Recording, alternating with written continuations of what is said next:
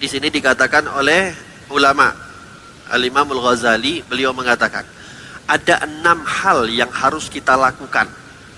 Ada 6 hal yang harus kita lakukan apabila kita mendapati ada orang yang sedang mencoba untuk mengadu domba kita. Ya, kalau ada orang yang sedang ingin mencoba mengadu domba kita, kata Imam Al-Ghazali ada 6 hal sikap yang harus kita ambil. Apa yang pertama?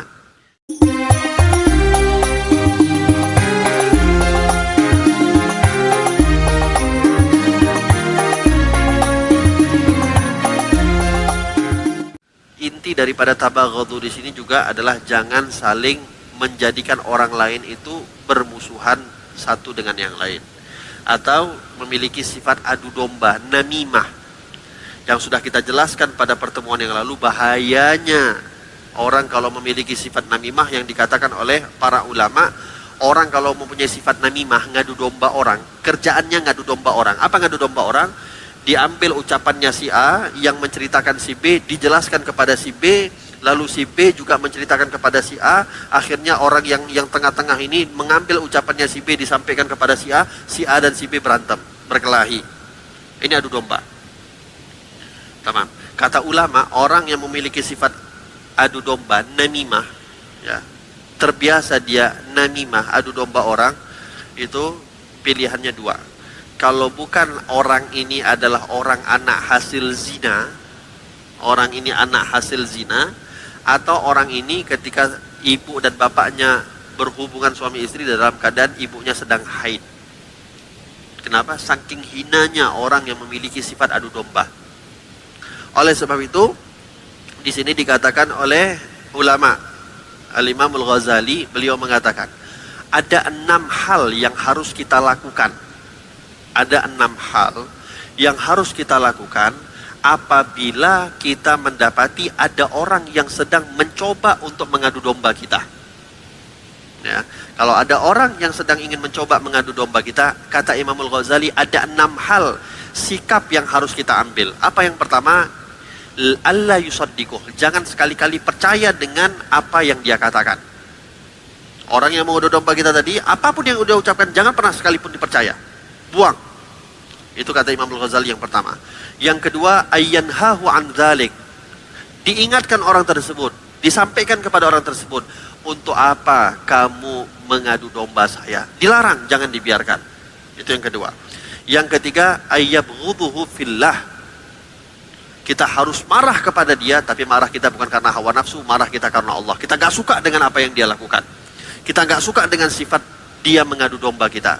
Ingat, ketika kita dianjurkan oleh Nabi SAW mencintai karena Allah, membenci karena Allah, memberi karena Allah, tidak memberi karena Allah, adalah ketika kita membenci seseorang misalnya, bukan karena kita membenci personalnya, pribadinya, tidak.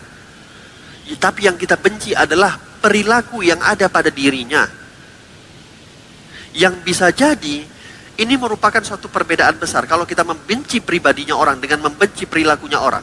Kalau perilaku orang tersebut sudah hilang daripada pribadinya, maka konsekuensinya kita harus mencintai dia karena Allah. Tapi kalau kita sudah menanamkan karena orang itu punya sifat buruk, lalu kita benci pribadinya, maka walaupun orang ini sudah hilang sifat-sifat buruknya, akan sulit hati kita untuk menyayangi dia, untuk mencintai dia. Karena apa? Kita sudah tertanam di dalam diri kita mencintai, membenci pribadinya, bukan membenci sifatnya. Yang mohon maaf, sifat buruk seseorang itu bisa dihilangkan.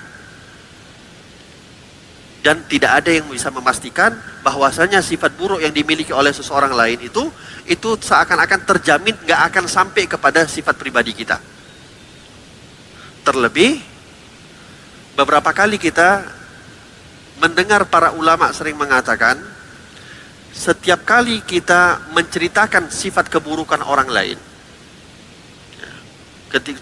kalau kita menceritakan keburukan orang lain kepada orang lain atau ghibah, maka kita tidak akan dimatikan oleh Allah Subhanahu wa taala kecuali kita harus memiliki sifat itu terlebih dahulu. Jadi jangan main-main di dalam urusan mencintai seseorang, membenci seseorang. Kalau kita ingin membenci seseorang, bencilah sifatnya, bukan benci pribadinya. Ada orang sedang bermaksiat, ketahuan berzina. Jangan kita jauhi pelaku perzinahannya, tapi jauhi perbuatan dia berzina tersebut. Karena Nabi SAW kurang apa menghadapi orang-orang yang wataknya itu bermacam ragam. Akan tetapi Nabi SAW senantiasa merangkul mereka. Yang dibuang oleh Nabi SAW adalah sifat buruknya. Pernah kan Nabi SAW itu didatangi oleh sahabat, ada badui ini bilang, ya Rasulullah, saya mau beriman, saya mau sholat, saya mau puasa, saya mau sedekah, saya mau ngapa-ngapain, saya boleh ibadah apapun saya kerjakan. Tapi satu ya Rasulullah, tolong jangan larang saya untuk berzina. Itu yang saya nggak mampu. Apa kata Nabi? Oh enak saja kamu pezina, keluar kamu. Enggak. Kata Nabi SAW, dikiaskan oleh Rasulullah. Kamu kalau berzina, kira-kira ibu kamu itu dizinahin sama orang, kamu terima apa enggak? Enggak lah ya Rasulullah. Kakak kamu enggak lah ya Rasulullah. Anak perempuan kamu enggak. Semua anak atau semua keluarga perempuannya disebut sama Nabi. Ditanya oleh Nabi, kalau mereka dizinahin sama orang lain, kamu ridho apa enggak? Dia bilang enggak. Ya sama aja kata Nabi SAW. Nabi bilang, bisa jadi ketika kamu berzina kepada orang lain, itu mungkin anaknya orang, ibunya orang, kakaknya orang, tantenya orang, uaknya orang, atau siapapunnya orang. Sebagaimana orang gak ridho, sebagaimana kamu gak ridho wanita kamu dizinahi oleh orang, maka orang lain pun gak ridho kalau wanita mereka dizinahi oleh kamu. Diberikan pemahaman oleh Nabi, gak langsung dijauhi oleh Rasulullah SAW, akan tetapi diberikan pemahaman oleh Nabi sehingga orang ini pun akhirnya mengatakan tidak ada satu maksiat yang lebih aku benci melebihi perzinahan. Diberikan pemahaman yang jelas oleh Nabi SAW. Oleh sebab itu, ketika kita ingin membenci seseorang, bencilah apa yang ada pada dirinya, bukan benci pribadinya. Sifat buruk yang ada pada dirinya. Yang mana kalau kita sudah membenci sifat buruk yang ada pada dirinya, bagaimana caranya kita mencintai dia, akan tetapi kita harus mengeluarkan sifat buruk yang ada pada dirinya orang tersebut. Itu kata Imam Al-Ghazali, ayyubghiduhu fillah. Benci dia karena Allah Subhanahu wa ta'ala. Yang keempat kata Imam Al-Ghazali, kalau ada orang yang namimah, yang adu domba, sikap apa yang harus kita lakukan? Alla yatunna bil mangkul anhu bisu. Ketika ada orang si A menceritakan tentang si B kepada kita, ada si A menceritakan tentang si B kepada kita, maka jangan pernah sekali-kali kita memiliki sifat buruk sangka kepada si B tersebut. Yang hanya kita dengar kabarnya dari si A tentang si B, jangan langsung merta-merta, sikit pun jangan pernah kita masukkan prasangka buruk kita kepada si B, karena kita nggak tahu apa yang telah dibicarakan oleh si A benar apa tidak. Yang kelima, alla yatajassas ala tahqiqi dzalik. Kata Imam Al-Ghazali, sikap kelima, nggak perlu juga untuk kita cari-cari atau pakai mata-mata cari-cari tahu betul nggak apa yang dia katakan. Artinya ketika ada orang menyampaikan kabar buruk orang lain kepada kita, jangan pernah masuk ke kuping kanan pun kita nggak usah masuk. Mungkin kalau ada orang istilahnya masuk kuping kanan keluar kuping kiri, kuping kanan pun nggak usah dimasukkan, buang saja sudah.